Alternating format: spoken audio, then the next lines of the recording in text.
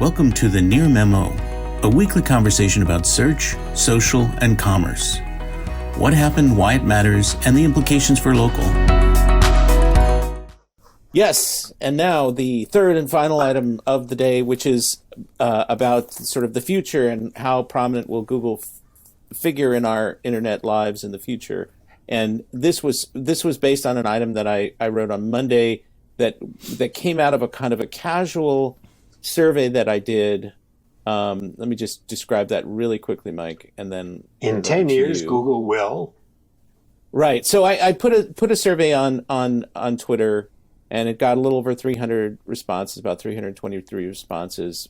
And this has been coming out of some of my reading, and I thought, can people, what do people think in 10 years will be the case? And the results are basically, the choices were Google will still be dominant, Google will have been replaced, or I don't know, I can't predict. And the bulk said still be dominant, about 64%. And then the number of people that thought Google will have been replaced by something else in a decade was pretty small, only 12%, and about 24% said I don't know. So over to you. Well, I looked at the survey and I thought I can't really answer this because I think there's fundamentally two questions that were conflated in this: whether Google's dominance in a financial sense versus their dominance as a search engine in the marketplace. And I think those are two discrete questions, and I think they may have different answers. The other was that you postulated that people can't imagine the future. I think people are imagining the future right now. Whether any of those will become dominant metaphors is really what's to be seen. And since people can imagine the future, but they can't predict it, it's very hard for people, and it's very difficult for humans to look into the future 10 years. We can't even look into the future 6 months other than by extrapolating what we know. So, well, it's a hard question. Yes, and I agree that there are two distinct questions about search and then about Google as a company. Right. But this was a Twitter poll. Right. This was not some. I get it. This was some super casual thing. But let me just say one thing about this. The thing that I think is that people are having difficulty imagining what succeeds search. Right. And when they think about search, they think that nobody can beat Google, nobody can replace Google. That's my interpretation. And as a metaphor for finding information, Google is how we do it. Although I would posit that Apple's building search at the core level of the device and making it available wherever you are on the device, whether you're in a browser or whether you are in a screen in the Finder, wherever you are on the device, search is available. And I think Apple's way of looking at search, it may or may not win. I'm just saying that it's an interesting metaphor that it deprecates search from a place you go to do something to embed it into everything you do. It's just sort of contextually aware. And you can then, like in the other example in Apple is when you select a word, it then can define the word in context, kind of thing, right? So I think there are visions for the future of search as a feature as opposed to a business. And I think that's probably in some form the biggest threat to search as Google sees it, is it becomes just a thing you do as part of what you do in life, right? A lot of times I'll be sitting at the dinner table and there's this question of fact that comes up. And I'll say to Siri, what's the answer to this fact? Right? Where it's just contextually appropriate. I'm not breaking the conversation. I'm just talking to Siri in the middle of it. It annoys the hell out of my wife, but I find it satisfying because we can at least get this fact out of the way, right? But so I think there are people who imagine this differently. Now, that being said, if you look at Google's income now, 80% of it's from advertising, which is basically search-based, and 20% is from other stuff. Whereas 6 years ago, 2015, it was 90%. So clearly Google is making very strong efforts to reduce their reliance on advertising, which means reducing their reliance on search. So even Google sees this shifting, which leads me to believe that they will still be a dominant firm regardless of what happens to search, that they will find alternative ways of utilizing their massive capital to extract information about people and profit from it. Yeah, They're getting a lot of money out of display, just YouTube and their display network, just to point that out. Yeah. On a related note there, Mike, I think it would be hard to make a serious income as a publicly traded company on the questions that probably Siri is best at answering, which are, Wolfram Alpha type questions, or sort of functional requests that you make, like set a timer, or, what temperature is meat done at, or whatever. But that's a limit of voice, not a limit of Siri, right? I mean, it's I'm not saying it is, but it's in terms of it being sort of baked into the experience. Like I don't even know how to find the search bar on my iPhone.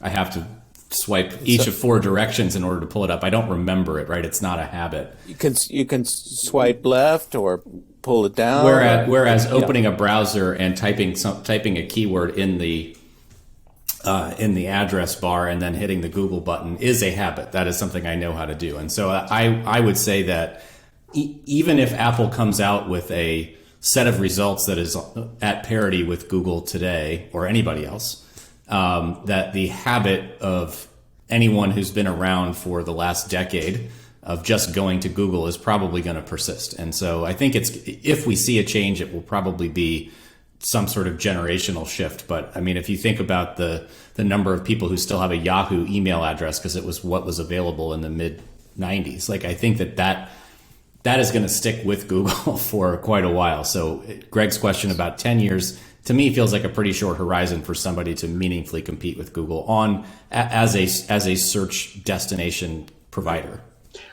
Well, in fact, this was all prompted by this article that said, Google's search results are crappy and getting worse. Reddit viral tweet. Yeah. Right. And, there is some truth to that critique as Google sort of, more aggressively monetizes things and puts more and more ads. The dude, he may not have been a dude. The person who tweeted that, though, is in the 0.1% of 0.1% of 0.1% of internet users. Yes. So to me, it totally missed the point of actual consumer behavior. So there's an interesting. So I agree, Mike. That's an interesting model, sort of a contextualized search product that is sort of distributed throughout the user experience and shows different results in different contexts. And then there was this idea of, the voice assistant, which hasn't really taken over, according to the data. I tend to think, and I don't think that this will overcome the Google habit, as you point out, David. I tend to think that there's going to be more reliance on trusted. I think the trust is a big theme for me, and I think that there's just distrust everywhere in society, online, of reviews. We were talking about it with the Yelp reviews. And I think that sort of trusted sources become more important over time, which is not a search replacement per se. You go use search to get to the trusted source. But I think, like I've talked about, some 2.0 or 3.0 version of the Yahoo directory, something like that really cuts down the web into a manageable, curated sort of set of listings. I don't think we'll come to see that. The interesting response to that Apple is doing is within the browser search bar, they are intercepting some fair percentage of searches by suggesting, whatever Google used to call, I feel lucky, the singular answer to your query, which I find interesting as well. And that also points out the $9 billion vulnerability of Google. If Apple and Google are forced to part ways, what's going to go in Google's place below that I feel lucky answer? Both of those could lead to a lessening of the Google experience. Again, who knows what the future is? I'm just saying there are people thinking about it. I'm confident Google will be around and be a force, unfortunately, in our politics, proclaiming that small business needs them not to be regulated or whatever their current. Yesterday it was black businessmen need Google not to be regulated. And Hispanic. Yes, whatever their crazy claim is. I'm sure that'll still be with us 10 years from now. So. Well, that's a very cynical position that comes out of their small businesses will be harmed. I mean, that's an extreme. You think? That's an even more cynical. Well, it's an even more cynical position than small businesses generally will be harmed. This is like these communities. Specific, We are yeah, champions. Right. Yeah, we are champions of communities of color and Black and Hispanic entrepreneurs, and you're going to really damage their prospects if you do anything to us. I mean, that is just like the worst. Do you think they'll reach out to your rabbi? The people will come knocking at the door, But do you think that the regulation of Google is going to be bad for something or other? I don't know what. But. Yeah, well, Jews are no longer considered a disadvantaged minority. But we don't know how desperate Google's going to get here. Yeah, LGBTQ, I don't want to go too far. I was going to say, I think we should end the episode before we go too much. Yeah, I'll start getting a little too controversial there. All right, so again,